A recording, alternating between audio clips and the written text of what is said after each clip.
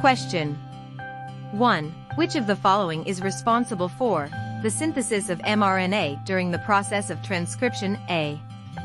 DNA polymerase B. RNA polymerase C. DNA helicase D.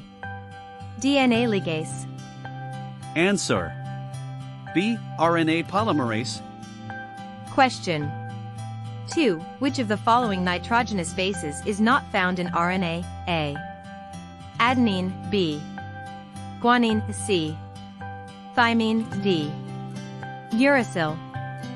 Answer: C. Thymine. Question 3. Which enzyme is responsible for unwinding the DNA double helix during replication? A. DNA polymerase B.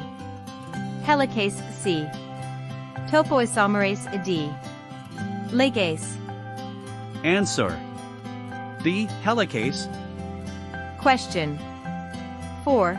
The process by which genetic information from DNA is transferred to RNA is known as A.